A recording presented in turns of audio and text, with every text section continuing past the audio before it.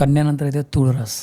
तूळ शृंगारिक शुक्रस्वामी पण तेवढे संवेदनाक्षम, अतिशय संवेदनाक्षम, एकदम सेन्सिटिव्ह.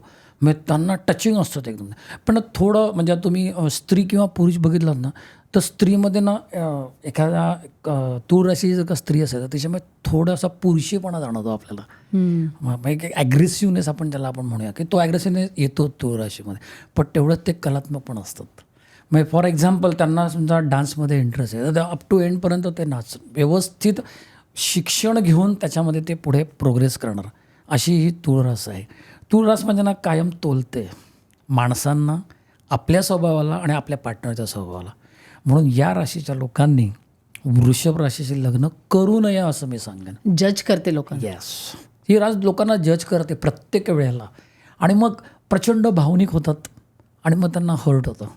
मग ते टाळण्यासाठी त्यांनी वृषभ रास, परत शृंगारी रास आहे, त्यांच्यासाठी सिंह रास इज गुड ऑप्शन. त्यांनी सिंह राशीशी विवाह करावा की जेणेकरून परत तेच आपल्याला बॅलन्स करायचं आहे. तूळ राशीचा स्वामी शुक्र असल्यामुळे त्यांनी आपल्याला जी काही कला आहे, काही कारणामुळे ती कला जोपासली गेली ना, ती यावर्षी त्यांनी जोपासावी. अच्छा. त्यांनी परत नव्याने सुरुवात करावी जेणेकरून त्यांच्या ज्या काय आपण आता नवीन नवीन नावं आले मॅनिफेस्टेशन हे ते ह्या सगळ्यातनं बाहेर येऊन त्यांना 2026 खूप छान जाणार आहे असं मला वाटतं. आरोग्याच्या दृष्टीने तूळ राशीची प्रतिकारशक्ती चांगली असते. त्यांनी फक्त पाय, पोटऱ्या ह्याची काळजी घ्यावी. खूप चालणं, खूप श्रम, काय ना जेवढं तुम्ही व्यायाम करता तेवढं तुम्हाला आरामाची पण गरज आहे. आणि इट इज अ सायन्स ज्याच्यात काय दुमतच नाही आहे. नुसतंच व्यायाम करून काही होत नाही किंवा नुसतंच चालून काय, तेवढं तुम्हाला आरामाची पण गरज असते. आणि ही 2026 आरोग्याच्या दृष्टीने पण त्यांना चांगलं जाणार आहे. शिव उपासना त्यांच्यासाठी खूप चांगलं. शंकराची उपासना म्हणजेच आपल्या कुलदेवतेची, कारण कोणाचाही कुलस्वामी हा श्वरच असतो. किंवा नुसतं ओम नमः शिवाय म्हटलं तरी चालेल. भरपूर झालं. ओम नमः शिवाय तुम्ही 11 वेळा म्हणा. जमलं तर शंकराच्या देवळात जा, बेलाचं पान ठेवा. तूळ रास आपले जे मोठे सेलिब्रिटी आहेत हिंदीमधले, महानायक अमिताभ बच्चन यांचीही रास आहे. खूप प्रॉब्लेम होते त्यांना, आपल्या सगळ्यांनाच माहिती आहे की 10 वर्ष त्यांना खूप प्रॉब्लेम झाले होते. पण त्यातनं पण ते बाहेर आले की ही रासच तशी आहे की तुम्ही जर का मनापासनं महादेवाचं केलं, आपल्या कुलदेवतेचं केलं तर तुम्हाला कुठे ना कुठेतरी त्याचा रिझल्ट मिळायला लागतो. आणि आपण आता अमिताभ बच्चन या वयात सुद्धा किती एनर्जेटिक आहेत आणि काय करतात हे आपल्या सगळ्यांनाच माहिती आहे.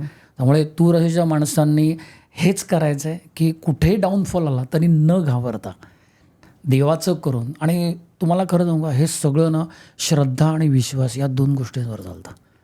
जिथे श्रद्धा संपते तिथे अंधश्रद्धा सुरू होते, जिथे विश्वास संपतो तिथे अविश्वास चालू होतो. का, कशाला, कधी, कोणी, ही कची 12 खडी आली तर काहीच करायचं नाही. जे 100% नास्तिक परवडतो काय काय वेळेला, कारण त्याच्या नास्तिकतेमध्ये एक आस्तिकता असते. हा तो 100% नास्तिकच असतो. म्हणजे त्याचा कर्मावर विश्वास, कर्मावरती विश्वास असतो. कार्य करत राहतो. म्हणजे इतका नास्तिक की स्वतः देवाला तरी तो म्हणाला हा देव नाही आहे, कारण तो कर्मयोगी आहे. मला असं वाटतं ही जी काही उदाहरणं आहेत, तर अमिताभ बच्चनचं आपण उदाहरण घेतलं की अतिशय मेहनत, एका वरच्या लेवलला जाऊन एकदम डाऊनफॉल आणि परत वरती येणं हे खूप कठीण आहे. पण त्या माणसाने ते करून दाखवलं. आता त्याची पत्रिका मी पण स्टडी केली तेव्हा मला असं जाणवलं त्याच्यामध्ये की त्याची कर्म, तुम्ही जो शब्द वापरला, कर्म पण चांगली होते, संस्कार पण चांगले होते आणि त्याचा या सगळ्या गोष्टींवरती विश्वास होता. आणि त्याला माहिती होतं ह्यातनंच आपल्याला काहीतरी मार्ग मिळेल. आणि आज आपल्यासमोर ते पिक्चर क्लिअर आहे की आज ते कुठल्या लेवलला आहेत ते. म्हणजे तूळ रास खूप चांगला आहे 2026साठी. आरोग्यासाठी पण चांगलं आहे. आर्थिक तर उत्तमच असतं त्यांचं. आर्थिक तुम्हाला कन्या आणि तूळ कधीच प्रॉब्लेम येणार नाही. अच्छा. हा, की त्यांना जेव्हा जेव्हा गरज लागते पैशाची म्हणा, तेव्हा त्यांच्या मागे असं कोणतरी उभं राहतं की अनपेक्षितपणे, की ज्याची त्यांना कल्पना पण नसते, पण तेवढ्या वेळची त्यांची गरज पूर्ण होऊन जाते. इन्व्हेस्टमेंट खूप विचाराने इन्व्हेस्टमेंट करतात, पण त्याच्यामध्ये पण डबल माइंड असतं. सोन्यामध्ये करू, चांदीमध्ये करू का म्युच्युअल फंडमध्ये करू, पण इन्व्हेस्टमेंट करतं, कारण पैशाची कमी नसते. मला एक प्रश्न विचारायचा इथे की राशीप्रमाणे कुठल्या मेटलमध्ये करायची ते ठरतं का? हां, म्हणून तर तुम्हाला सांगितलं सोनं, चांदी, प्लॅट. अगदी. पण त्यासाठी पूर्ण होरोस्कोप बघायला लागतं, पूर्ण पत्रिका बघायला लागते.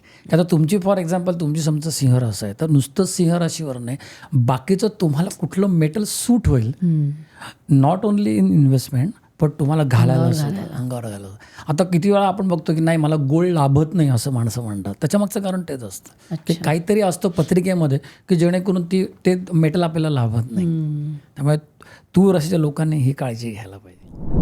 ही क्लिप शेवटपर्यंत बघितल्याबद्दल खूप खूप धन्यवाद. संपूर्ण एपिसोड बघण्यासाठी खाली दिलेल्या लिंकवर क्लिक करा आणि सर्व काही चॅनलला सबस्क्राईब करायला विसरू नका.